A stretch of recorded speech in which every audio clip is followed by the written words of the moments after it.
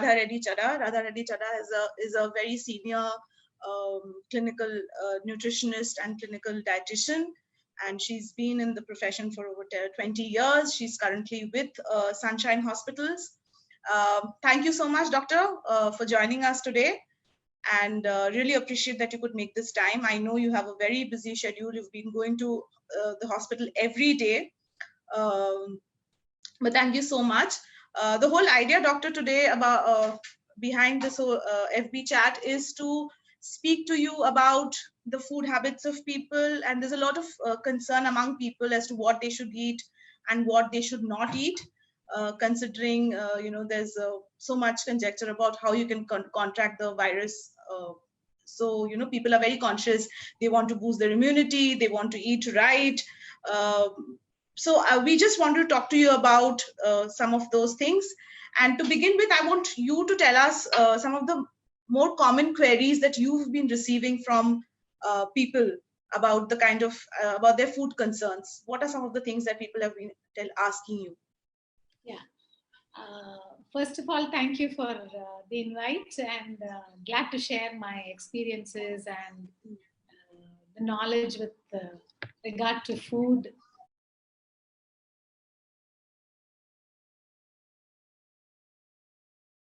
During the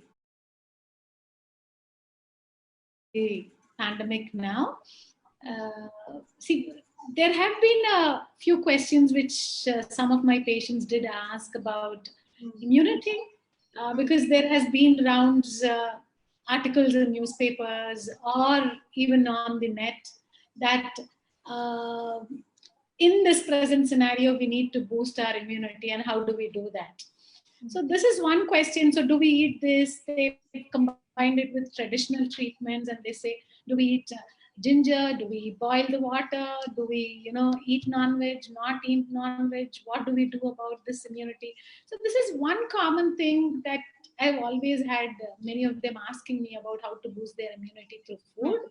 So yes, there are solutions to it, and this is one common question. And of course, there are some myths that they kept asking me about, which we will discuss further on with regard to the food. And yes, there are some patients of mine who actually have some other comorbidities, like they have diabetes, they could be having a renal disorder, they have hypertension, cardiovascular disease. So what is their risk of getting infected, or how do they stay healthy and probably improve their immunity through food? These are things that have been asked, and yes, we've given our solutions to them. Okay, so interesting that you touch upon the issue of myths, because one of the major objectives of this session is to also bust some of these myths, because all doctors that we've been speaking to have been very categorically saying, please don't resort to self-medication, please don't try and read up on unverified news platforms and try and practice this in your day-to-day lives. It can only have side effects, it might not do you any good. So what are some of the myths about food that you want to use this platform to bust? Because I think it's very important. Yeah. See, there have been myths like going in to follow only traditional treatment, and they say that really helps preventing the disease, or not eating non-veg, or it's an infection and you would get the infection through through the aerosols. And so maintaining hand hygiene, maintaining social distancing was important. Food is only to stay healthy, but it's not about preventing the infection. Preventing the infection could only be through social distancing and hand hygiene. But these are some things. So like you mentioned, non-vegetarian food, a lot of people, I think in the initial days, particularly when this virus surfaced, a lot of people suddenly amongst themselves started saying that, abstain from non-vegetarian food, possibly you could contract the virus. Of course, that has sort of settled down now. But let's hear it from you. What do you say? Yeah, Should consumption of non-veg on that's about true. consumption of Initially, non-vegetarian? yes, that's true. Initially, yes, there was a lot of talk on not to consume non-vegetarian food because they said bird flu is one of them that really comes in from poultry, and so don't eat. And there Mm, could be. What is most essential is protein is a the non-vegetarian food is a good source of protein, and so mm, we can consume it. What mm. needs to be important is it has to be cooked properly, and Okay. consuming hot food is most essential. Mm, okay. If these two things are taken care, then I think it should not be wrong to have non-vegetarian food, because what is important is immunity basically works up with certain nutrients in the body that is provided from food, and Mm, non-vegetarian becomes one of the source to provide zinc, which okay. is a component and nutrient for immunity. Mm, And egg is a good source of vitamin D, which is another mm, source, which is another nutrient which helps. So it's not, and protein also is essential for immunity factor. So mm, they are, so it's not wrong to have non-vegetarian. mm, mm. Okay. So you're saying as long as it's cooked, Yes. non-vegetarian food is not something that you need to abstain from. What about processed and frozen food? Because like we were discussing earlier, there are a lot of people who live by themselves and do not have help at home. So this is the time when they possibly stock up on frozen and ready to eat food, processed food. What is your advice on that? Yeah, I've also seen a number of them purchasing processed and frozen food in the supermarkets. And Hmm, yes, this is kind of buying to stock up for the lockdown that has happened. hmm, Uh, as long as, again, the same precaution, if the food is prepared properly, cooked properly, hmm, and eaten hot, hmm, it's not wrong to use processed or frozen food. But hmm, what we have to keep in mind is the more the consumption of processed food, the hmm. more is the consumption of salt. And for Okay. certain populations who have Hmm, comorbidities like a renal disease or hypertension or hmm. obesity, excess consumption of salt would not be advised. And what is Okay. most important in this time of being at home, where we have to maintain on the amount of salt, Hmm. sugar, fats, and oils that is consumed on a day to day basis. Okay. Restrict on the use of these three food components, because they really are not going to be good enough for maintaining health. Hmm.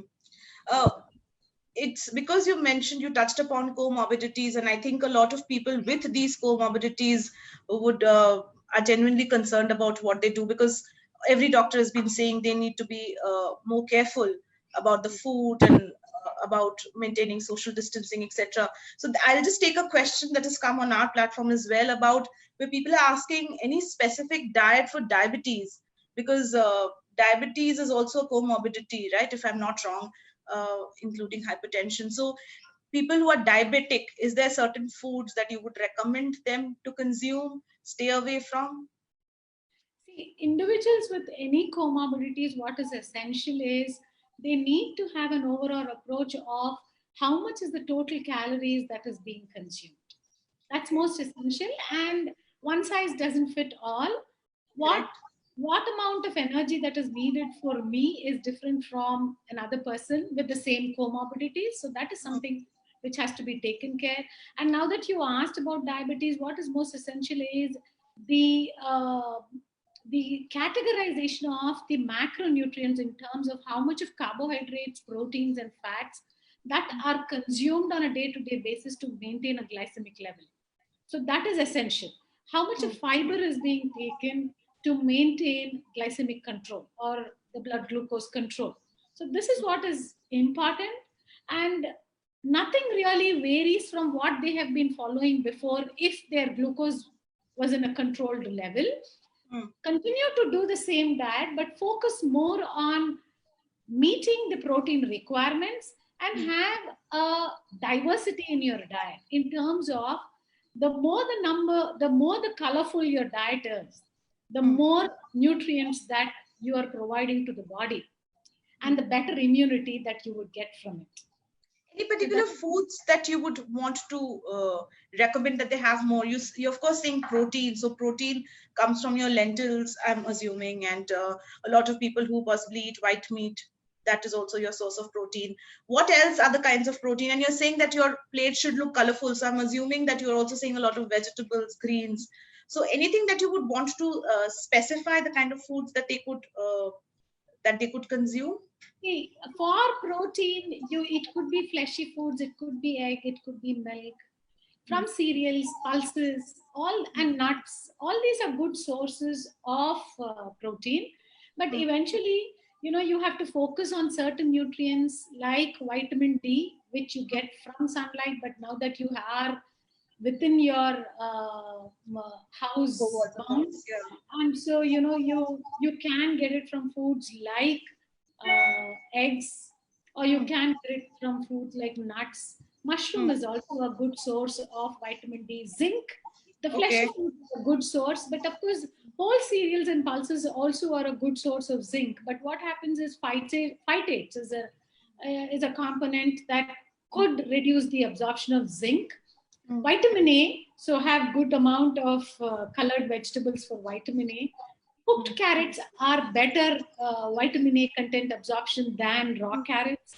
And then have fruits and vegetables, different kinds, whatever is available. Vitamin C is another important factor. Focus Okay. on just lime juice every day, or even it's a Okay. season for oranges, so focus on oranges. So these are all different. Have good amount of fruits and vegetables. They say you can have as much as 5 servings of fruits and vegetables, and each serving being 100 grams of fruits and vegetables every day. So that would Okay. meet your fruits and vegetables. Correct, correct. Now, of course, what we are talking about is the ideal diet in ideal times. But there is also this one concern, and been getting a lot of questions about the limited availability of resources. Also, all the vegetables possibly are not available at such times. Some of the maybe non-vegetarian food for people who are non-veg eaters is not available so easily. So, how do you then supplement it with other nutritious food to ensure that you have a balanced diet? Like, if there for the lack of vegetables, maybe sometimes when you're talking about green leafy vegetables, if it's not there, how do you supplement that? For people who are not being able to consume meat, how do you supplement that? And my second question on that is, then do you advise taking supplements, like dietary supplements in that case? Because you're saying that we can't, for instance, you mentioned that it's difficult for us to go out in the sunlight. So then do you suggest that vitamin D tablets be consumed? I'm saying, do you supplement that with these dietary supplements that are available in the market? What is your take on that? See, uh, I don't think fruits and vegetables are not available every day. I've been seeing people purchase them every day. Probably the variety, yes, is less, but they are available. So let's make a choice within whatever is available. That is also going to provide good amount of vitamins and minerals to the body. So we need not. And those who don't eat fleshy food, not important that you should be eating only that for protein requirements. It can be met with good amount of cereals and pulses in the diet. Pulses are a good source. Why don't you, instead of taking just dal, why can't we just make something like sprouts, whole pulses? That Okay. gives a good amount of soluble fiber.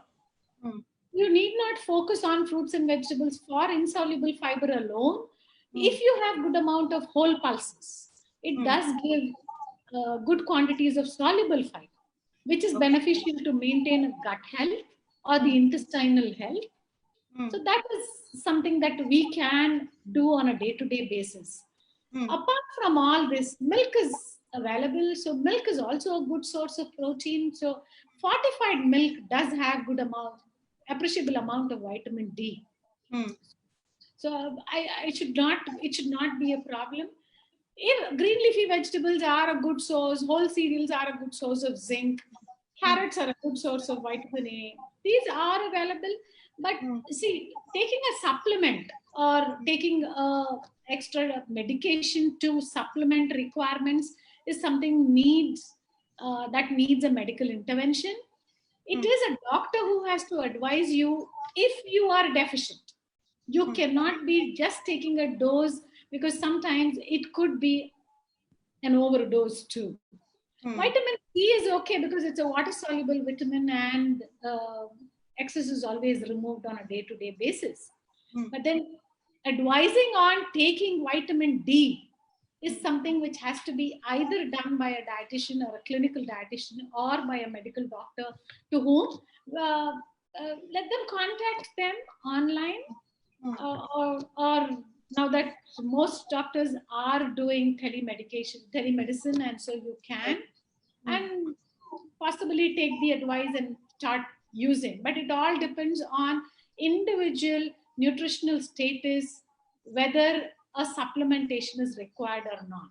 It's not something that is required for everybody. Okay. Ma'am, we have a question from our reader, and we'll take that question. It's specific to patients who've contracted the virus, and they want to know if there are any specific nutritional guidelines that you prescribe to them, because I know that you on a day-to-day basis have been dealing with a lot of critical patients, right? That's your forte. That's what you deal with. So any specific nutritional guidelines for people who have contracted the virus? And there have been guidelines. The ISPEN, European Society for Parental and Enteral Nutrition Society, has given a guideline, and the ASPEN, American Society for Enteroparental Nutrition, and of course there are Indian guidelines by the ISCCM, Indian Society for Critical Care Medicine, who have given in guidelines for or recommendations for patients who have contracted the disease. And what they have said is those who are healthy, who can take in an oral diet, can have an oral diet, making it a diet diversity where you have different combinations. But what is important is try to meet at least 20 to 25 kilocalories per kg body weight, actual body weight of energy. Try to meet 1.2 to 2 grams per kg body weight of protein, depending on what is the existing nutritional status of the patient. And apart from supplementation of micronutrients and trace elements to probably improve the nutritional status. But that is after a medical prescription has been given. Correct. No self-medication, no. That's a recommendation, but then it does not apply the same. One size doesn't fit all, does not apply exactly the same for everybody. But then somebody who is a polymorbid condition, has many comorbidities, like say suppose they are diabetic, they are hypertensive, and have a cardiovascular problem, then it's a polymorbid condition. So their requirements can go up to 30 kilocalories per kg body weight. Initially it is 20, and then we scale it up as their requirement. And the protein requirement, because it could be 2 grams per kg body weight, because they are bound to be malnourished or they are at risk for malnutrition. So we put them on a higher level, but then we have to monitor them and then keep escalating the requirements. Initially start off with a baseline of 15 to 20 kilocalories per kg body weight, and then escalate as their tolerance improves. So this is all on a day-to-day basis, on case-to-case basis also. Yeah, with practice that is there. Ma'am, you have been, and I just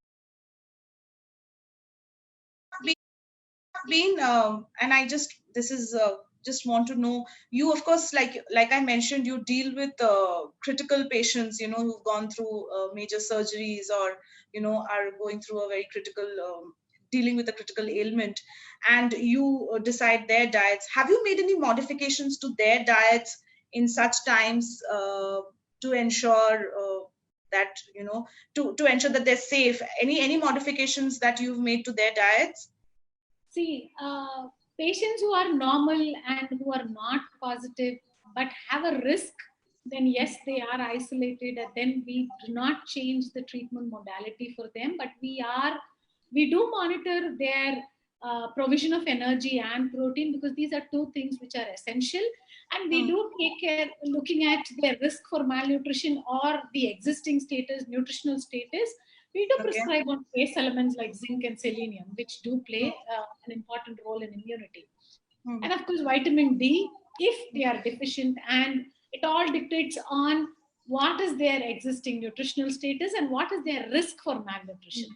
But then the treatment modality remains the same with regard to nutrition if they have been meeting the requirements in the ICU. In the ICU or even in the wards. Even in the wards, what we do is we give them a wholesome diet with taking focus on carbohydrates, proteins, vegetables for vitamins and minerals. We do give them breakfast, lunch, and dinner. We do give them in between. So all these are an overall approach to see if they are meeting on an average the daily requirements of nutrients. We monitor them every day and we do give them. If required, yes, we do correct their electrolytes. We give them an extra oral nutrition supplement to meet their protein requirements if their intake is poor. So these are things, and it is not the supplement which I am saying are medically formulated for patients where there is the composition is medically made for these patients for different conditions where the micro and macronutrients are calculated per day. So depending on what is their intake, how much is the shortage, we do advise them on oral nutrition supplements sometimes. It could be twice a day, it could be 4 times a day. Okay. Yeah, depends We're on getting a lot of questions. I think a lot of people are very keen to know certain things. So I'll quickly take a couple of questions, ma'am. Doctor, one of them says that how can warm water help us in our daily life? I think there's a lot of people are suggesting that you have warm water as opposed to room temperature water, regular water. What do you say? What is your take on warm water? Do you advise people to drink warm water? This is the grandmother's treatment. So it's not wrong. See, whole of Kerala does have water on a day-to-day basis throughout the year as warm water. You go anywhere, they give you warm water with a little bit of cumin added to it. And the water is a little colored. So that's their way of working. If you're comfortable drinking warm water, it is not wrong because the infection as of now is considered as something in line with influenza or just a viral cold. So when we have cold, our grandmother does say don't have cold food. So this is another treatment of that kind. But then with a person like me who is working with evidence-based nutrition, there is no evidence which says that having warm water is good for health. But then it's your comfort level. It's not wrong. Neither is it. There is any evidence. It's not wrong. It all depends on our comfort levels. Same thing is warm. You can have this warm water with a little bit of ginger, garlic, turmeric added to it, cumin seeds added to it, and then you extract the liquid and have. That's also not wrong. That is, how does that help? Like. That's again another traditional treatment because ginger and garlic have always been treated as anti-inflammatory components. Herbs and spices, most of them are anti-inflammatory, antimicrobial capacity. But owing to the quantities that we use, it's very small and we do not have any randomized controlled trials which prove that it is because of that. But they can become a part of an overall diet. And it can be considered as a functional food to help them kind of prevent any infection. That's one another traditional treatment, but I cannot call it as evidence-based because there is not really very strong evidence which says that they can help. But it's not wrong, you're saying. It's not wrong. It's not. Some more questions. When somebody asks, being on fasting during COVID time, does it have any impact on our immunity? What do you have to say? Let me tell you that fasting or feasting is not good anytime, COVID or non-COVID times. See, there is a set amount of recommendations that have to be met for everybody on a day-to-day basis, be it calcium, be it vitamin D, be it zinc, be it protein, carbohydrates, and energy. So all these have to be met on a day-to-day basis. You do not eat today or you're fasting, you eat one meal every day. then you are missing on those nutrients for that day. Mm. The body does have on a short term to cope up for such situations, but long term is not healthy. Okay. Not healthy. So people who do fast, what is your recommendation? Because I'm sure people who fast, they will continue to do it. But how do you then, sort of, you're saying that you miss out on the nutrients for the day. So how do you Yes. make up for Yes. it? How do you make up for it in your next meal or the next day? Anything in particular that you suggest? See, you can cover a certain percentage of it with one meal that they consume, but that one meal has to be a wholesome diet. Okay. See, I cannot say fasting is bad because it's a tradition that probably they're doing it. But then precautions have to be taken depending on who you are. If you have comorbid conditions, fasting is actually not advisable. If you are a normal, healthy person, fasting, yes, if you want to follow the tradition, but do consider having a whole meal at least once. Whole meal which contains all the nutrients in terms of macro and micronutrients so that you do not have any deficiency on the long term. Okay. Or inadequacy on the long term. Let's not call it deficiency. I think we'll take one more call, one more question on food, and then go on to fitness because it is another very important area of discussion. One of our readers wants to know what are the food safety precautions that we should be following during this pandemic. I think you've touched upon it a little bit, but if you can just elaborate a little bit more for our readers. Yeah, what is most important is well-cooked hot food is most important at this time. Whatever you eat should be eaten hot. I do see a lot of them ordering online nowadays, even now in scenario. But then what is important is you have to be sure that you're ordering from a very good place so that you are assured that the food is cooked well hygienically, because hygiene is one thing that has to be taken care during this time where we are in a high risk for infection, and it has to be cooked and you have to consume the food when it is hot. So these are things that you have to, even at home, food has to be prepared hygienically, stored hygienically, and eaten when it is cooked, properly cooked, hot. I'm glad you spoke about eating outside because like the whole non-vegetarian advice that people were giving each other, I think there was this whole thing. People are still, I think, very apprehensive about ordering from outside.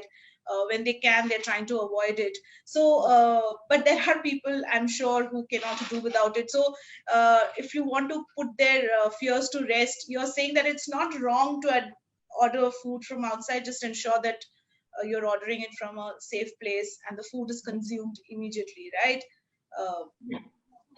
It's a nice thing that you asked me, and I'm glad about this. Ordering from outside is a convenience for a few set of people in this time period. It's not a norm, but it's for convenience that the facility has been made available for us now. So let's use this facility to order food which will meet the essential requirements of micro and macro nutrients for the body, and not misuse this opportunity to order junk food. Precaution that ordering has to be done to keep in control, limited or restrict the use of large quantities of salt, sugar, fats and oils. Which means so you're saying we should forget our burgers and pizzas for a while. Yeah. See, I'm not saying pizzas are bad, but then it's important that you have to be sure of whether you're meeting your nutritional requirements to maintain immunity during this highly infectious time period. And is it cooked well? Is it fresh? Freshly made? And how was it made? Is it hygienically made? And is it given to you hot? That's what is important. Yeah. Great. High use of fats and oils also is not going to be good, because as it is, your spending capacity of the body is less because you are at home, and your eating could be normal. And so there is every possibility that you can put on a kilo or two by the end of the lockdown. That So that's brings to another reason you have to maintain your fats yeah. and oils intake. Yeah. I think that brings us to our next section of conversation, which is very important because a lot of people are home, and unlike me, most people are very conscious about their fitness levels. So, they're very constantly worried they can't hit the gym, they can't go out for their walks. So, and of course, we all know fitness is important, but want to hear from you. How important is for us to keep our bodies fit, considering the times that we are in, and then of course we want you to suggest or recommend some fitness regimes that people can follow while they are at home. So Yeah, fitness is important whether now or anytime. Yeah, now that we have a limited movement that has been put forth, so it becomes difficult for somebody who's going out for a long walk, or somebody who's going for a brisk walk, or somebody who's going to the gym. So these areas are where difficult, but not that you cannot do that now. I'm sure there are many of us who do have a treadmill at home, so walk on the treadmill. If you don't have a treadmill, that's fine. Do yoga. Yoga would give in flexibility, tone your muscles, and I'm sure that is another modality for fitness at home. Or do some exercises where you muscle building exercises which you can do at home. Just switch on the video, they will tell you simple exercises to do at home with whatever items you have at home. You can do these exercises, so that's well and good. Do something as simple as skipping at home, so that's good. Someone would have a exercise cycle at home, so do the cycling at home maybe 2 times a day to meet up the energy expenditure requirements. Or somebody who is in a large complex, early morning, get up and go around the complex, or do your day-to-day activities at home. Just do normal walking within your house, be a little active, do whatever you can in the house, help in the house. So these are small things that you can do to me to kind of be little active, if physically not active. really, if not really spending as much as what you would do when you hit the gym. Yeah. What is the optimum time? As in, if I have to spend, of course, when one goes to the gym, it's about an hour and a half, or whatever. But when you're at home, maybe you also have a lot of other things to attend to. But what is the optimum time that you think, minimum time that people should be able to take out for fitness? You can do, if you feel that you want to exhaust yourself on a treadmill, you can do it as much as an hour on the treadmill. Depends on what patients you have, what's your age, and whether you can actually do, or what's the level of exertion that you can take. So all these are you used to going on the treadmill? Are you a first timer? So all these happen. So you can start off with just doing for 15 minutes. You can do it over 3 days, increase it to half an hour, and then increase it 2 times a day with half an hour twice a day. Or you can do at a stretch 1 hour at a time, or you can take it twice a day also. It all depends on how much time you are able to tolerate the exercise. You are able to do yoga is one thing that not all of us can do yoga, are used to doing yoga every day. And you're really going to have muscle aches once you start doing yoga at home, because you want to, just because that's something that everybody will are at home, and so they want to do it. And you are, so you can start off doing few exercises for half an hour twice a day or once a day. Then once you don't do the same exercise tomorrow, do something else, because you're already down with having pain in that part of the body. Then do some other part, but you can keep doing. So Also, maybe engaging in household activity can also become an exercise, as opposed to just as in, if you are not feeling up to bringing out the mat and doing yoga, or doing exercise, maybe indulge in physical household activity. Do you think that Yes, I think supplements for? yeah, I think most of us are forced to do all the household activities. So that is some amount of expenditure, if not really good enough. But at least it is keeping you active. So do the household activities, but because we are not reducing our intake. That is for sure. And maybe we are eating a little more than normal because we do not have anything else but watch TV, listen to the news, and munch something while listening. I want to interrupt you there and want to ask you, because I'm glad you touched upon that, because because there's lack of exercise, a lot of people, especially I think the ones who are very conscious, about their fitness levels, there's this doubt whether to reduce their diet because there's not so much of physical activity that's happening. Do you think that's the right thing to do? Do you advise something like that you you redesign your diet to ensure that you're not eating too much, or eating possibly lesser than what you usually eat because you're not getting so much amount of exercise? Redesigning your diet, or reduction in your diet, or changing your diet, all depends on who you are first. If you are an overweight person, reduction is really going to be great, because you do not have any activity now, or reduced activity, and so there is always a risk that you will put on more. So you reduce, but how much you have to reduce is something that you have to take an advice from your probably your medical practitioner, or a dietitian would be really advisable. So go online, ask for an online consultation and ask. That's something. But what is most essential is meeting the macro and micronutrients. See that while you want to snack on fruits and vegetables. Eat less sugar, salt, and fried stuff. If you can keep in mind these two components, that is, whenever you feel like eating, eat fruits and vegetables. Could be steamed vegetables, could be raw vegetables, could be any fruit. Yes, that would not really make a difference in your total calorie intake per day.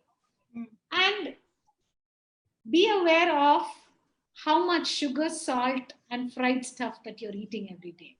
You've said that what you just mentioned, doctor, is that comes at a very right time, because we also have a question coming in at the same time, where people are asking, now that we have children at home, please give us some healthy snack ideas that because fried and junk is what attracts them, but I'm sure parents don't want to feed them that all the time. So anything that you want to advise to them?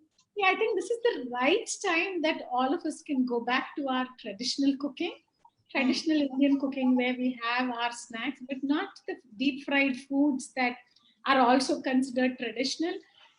You can prepare anything which has less amount of oil, maybe saute something, making a snack, a healthy snack, as something like a chicky is good. Chicky, groundnut is good. The peanuts are going to be a good, appreciable amount of protein. So you can give that snack to a child.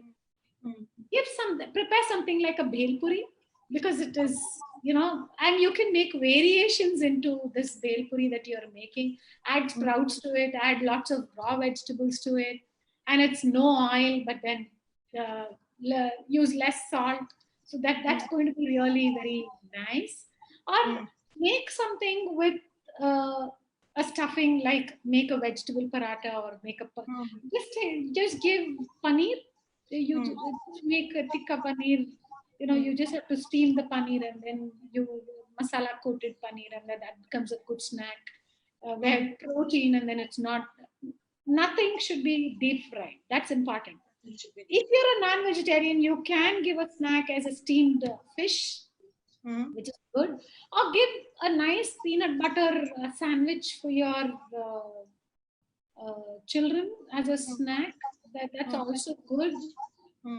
Yes, sometimes you can give them biscuits, not that you always cannot give something which is considered very bland according to the kids, but then the number is important. The quantity that you're giving is Quantity. important. You cannot keep giving. If one item is given, then you have to control.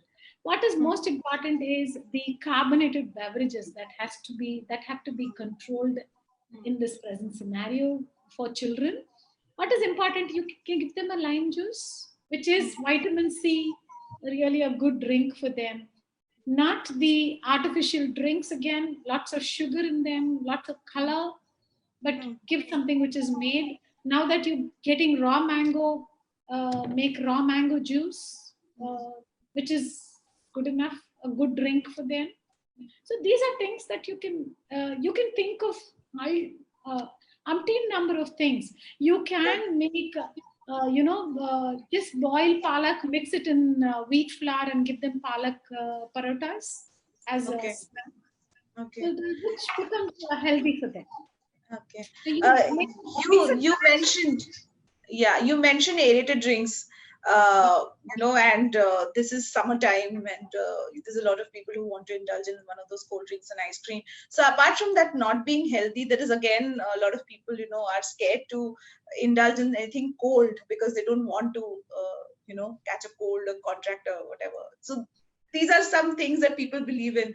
Do you think it's you should stay away from cold food products? Is that something that you'll be telling your patients? actually not necessary.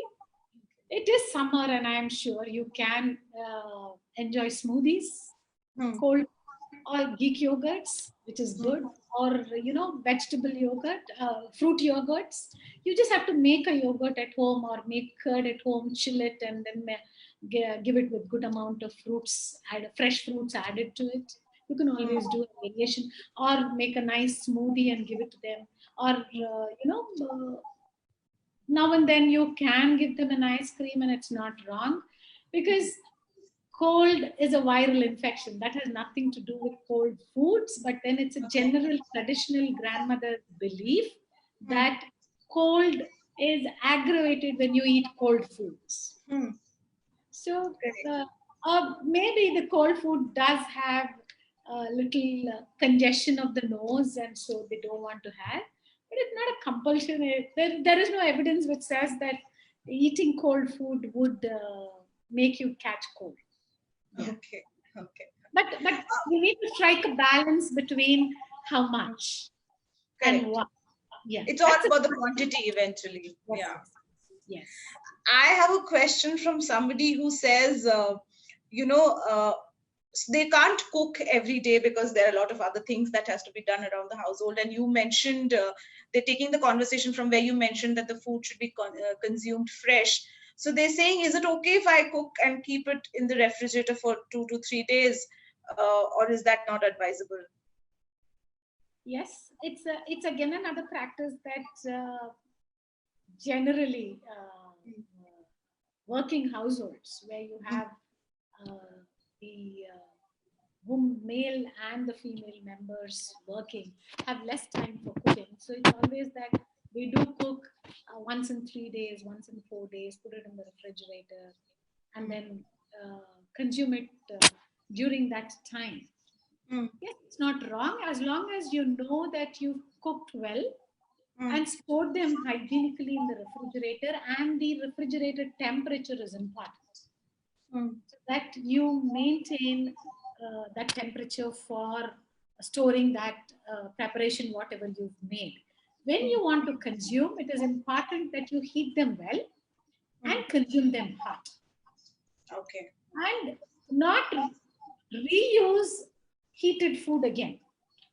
Once you've cooked, put it in the refrigerator, take the quantity, what you feel are going to eat, heat them well, and consume. Do not put back that reheated product into the refrigerator again. So that's essential. Otherwise, yes, you can go ahead, but make sure it is prepared and stored hygienically, and the refrigerator temperature is important. Okay. There's another question that one of our readers has sent in. what are the differences in feeding a patient with COVID-19? What are the differences in feeding that a patient with COVID-19 should expect in a ward and ICU when compared to other patients? I think what he's trying to ask is, would that patient's diet when he or she is in the hospital in isolation be different from the food that is being served to other patients in the hospital? See, I've been actually, there is going to be another webinar which I am going to talk about feeding COVID-19 patients in the ICU or the non-ICU coming week, which talks about guidelines to practice and how do we practice and how do we implement.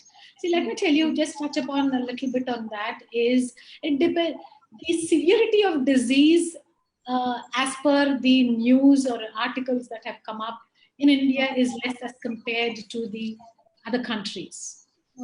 And we have more number of patients who are in the ward who are actually eating oral diets, and there are less number of patients who are ventilated and in the ICU. Okay. There are a few patients who are there in the ICU but not ventilated. So it all depends on what is the medical modality that is being provided to those patients that the nutritional intervention will dictate. So if you are in the ward, you are given a normal high protein diet with focus on micronutrients to improve or keep in pace with the immunity requirements. And it is hygienically, freshly made, provided to you then and there. And expected for it to be consumed for that meal. We give you fruits and vegetables, we give you protein foods, we give you carbohydrate foods, everything as a combination is given. We give you yogurt so that your gut health is maintained. Everything traditional, but yes, we do focus on the quantity of nutrients. We kind of calculate these nutrients, convert them into a diet, because we basically don't eat those numbers. It's the diet which we eat.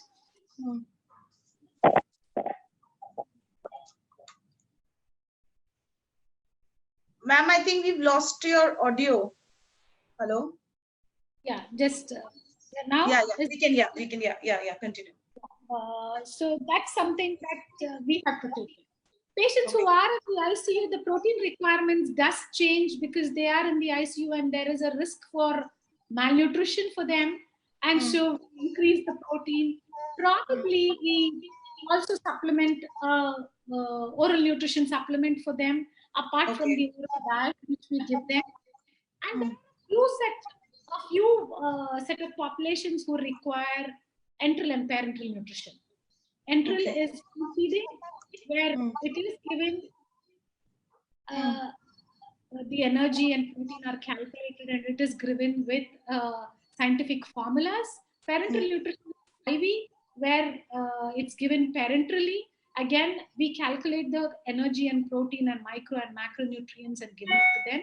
What is important is we look into the electrolytes, we monitor the glucose, we monitor all these requirements on a day-to-day basis, keep changing it every day. It is a very dynamic process for the ICU patients. But then we satisfy the nutrient requirements, but they're not malnourished, or because they are in the ICU, they should not be malnourished because of the condition and the admission. So we really take. Yeah, but tell me, doctor, after a patient recovers from the virus and is discharged, for how long? It's all very new, and I think we'll eventually get to know more about it. But for how long does a patient need to continue with this very strict diet that he or she has been put on? Strict diets. There is no strict diet. You have to focus on eating hygienically prepared hot food. Focus on protein, because that is something that we are all deficient in. Focus on meeting the protein requirements. Energy is not a difficulty unless you have loss of appetite, where of course we give oral nutrition supplements to supplement for whatever has not been provided through an oral diet. But if you're normal, then we do eat good quantities of rice and roti to meet the energy requirements. But what is important is the combinations that you go with rice and roti. The vegetables, the protein, be it pulses, be it egg, be it non-vegetarian. It has to be balanced out, and a balanced diet has to be taken. This does not go without a dietitian's intervention. So do take an advice once you are. We do give a discharge diet for all patients, so that can be followed up. We do have online consultations. We do have queries, and we do satisfy we reply to these queries so that the discharge diet can be implemented at home comfortably to meet all the nutritional requirements. It's not difficult at all. So you have been monitoring the patients who've been discharged, and yes. Yeah, you are in touch. Printed discharge diet with all the instructions, so they can follow that, and that's explained to them in detail at the time of discharge. And even if they have queries, they do call up the hospital, and we do answer all their queries even after they have been discharged. They come up they can come up for follow-ups now that there is a lockdown, but otherwise in follow-ups we do change their diet depending on their progress and their tolerance. Okay. Maybe we'll take just another couple of questions, and then I think I've kept you wait, for a long time. So there's somebody who wants, one of our readers who says, "Hello, ma'am. Any specific nutritional guidelines for pregnant women and newborns during this pandemic?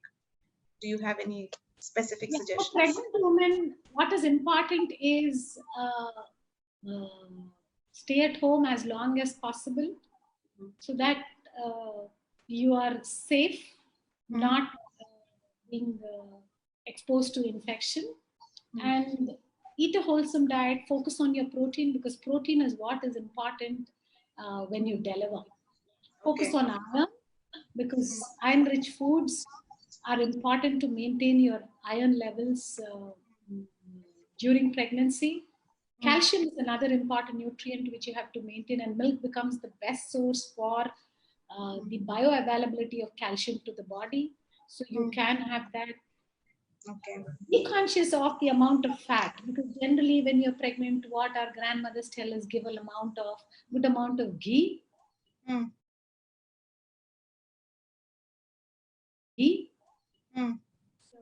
So, yes, you can have ghee, but then be conscious of the total amount of fat that is consumed per day, and do monitor the weight gain during pregnancy, which is essential. That with medical supervision, your weight gain is important.